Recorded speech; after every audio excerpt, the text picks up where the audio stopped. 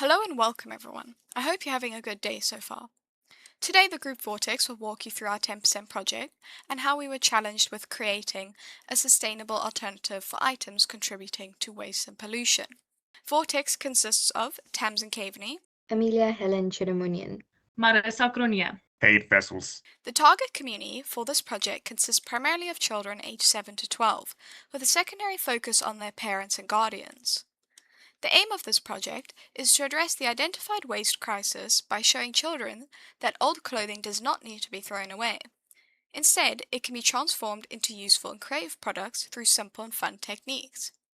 It helps participants understand the value of extending the life cycle of materials that would otherwise become waste. The goal of this project is to give back to our communities while helping the environment. Our brief was to create a low-cost, sustainable solution that aligns with Sustainable Development Goal 12, which focuses on responsible consumption and production, while using waste materials as part of the outcome. To address this, we created a concept that encourages households to weave reusable bags from old clothing. To teach the process, we designed a comic-style zine for children aged 7 to 12, which includes step-by-step instructions, explains the benefits of upcycling, and provides ideas for reusing leftover fabric scraps. We also created a poster to raise awareness about textile waste and sustainable practices within the community. Through this project, we hope to encourage families to see waste as a valuable resource rather than something to be thrown away. We identified a growing issue in South African households. Large amounts of unwanted clothing are discarded every year, contributing to textile waste and landfill pollution. This led us to ask, how might we encourage children aged 7 to 12 and their parents to transform old clothing into useful products while developing practical skills, reducing waste, and spending quality time together? Our solution is a hands-on activity that teaches children how to upcycle old clothing into hand-woven, reusable bags. By involving both children and parents, the project promotes creativity, skill development, environmental awareness, and family participation. The environmental issue behind the project is the increasing amount of textile waste generated by households in the fashion industry. Many clothing items are discarded long before they have reached the end of their usable life. As a result, textiles accumulate in landfills while the production of new clothing continues to consume large amounts of water, energy, and raw materials. Our project addresses this issue by encouraging people to view old clothing as a resource rather than waste. By turning unwanted garments into reusable bags, participants learn about upcycling while helping to reduce textile waste and promote more sustainable habits. I'll now hand over to Cade. We decided on using old and unwanted clothing from households. This textile waste was chosen due to how much is generated on average and its serious impact on the environment. By repurposing these clothing into hand-woven bags, the project shows how these materials can be reinvented into functional and valuable products. Our sustainability strategy is based on upcycling, waste reduction, and education. The project aims to repurpose these old clothes into hand-woven reusable bags, extending the life cycle of the materials and reducing landfill waste. This is low cost and easily accessible as it is made using already existing household items and uses minimal additional resources. The project also has an educational aspect as it teaches children and their families on sustainable practices and environmental awareness. At the beginning, our research explored both plastic waste and textile waste. The problems we found were too broad and thus we scaled it down. We combined both these issues into one, with it leading to the idea of reusable fabric bags through weaving.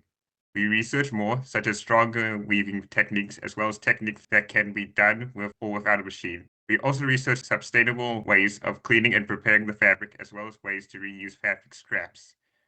Overall, our extensive research helped us develop a solution that's not only practical and eco-friendly, but also is suitable for educational use with the new generation.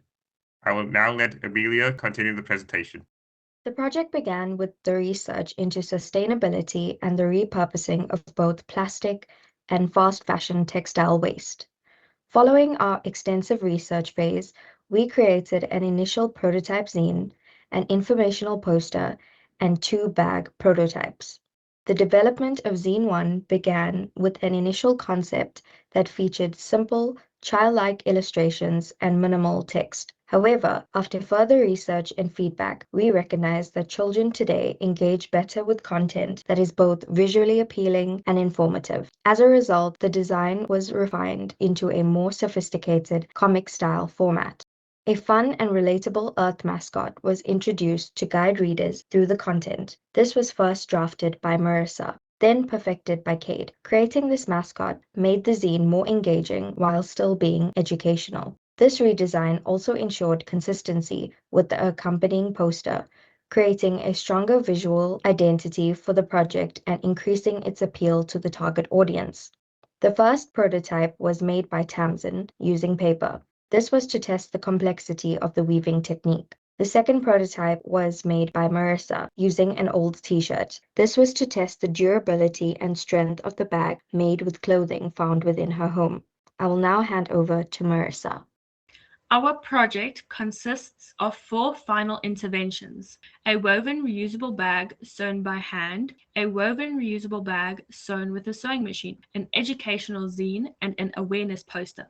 Together, these outputs help educate the community about clothing waste and encourage sustainable upcycling practices. This is our final machine-sewn woven bag made from old black denim jeans. Using a sewing machine made the bag stronger, more durable, and suitable for everyday use. This is our final hand-woven bag made from an old denim skirt. It shows how unwanted fabrics can be transformed into something useful and reusable. On this slide, we have pages 1 and 2 of our final zine. The first page introduces the viewer to our zine. The second page explains what upcycling is. Upcycling means turning old items into something new instead of throwing them away. On this slide, we have pages 3 and 4.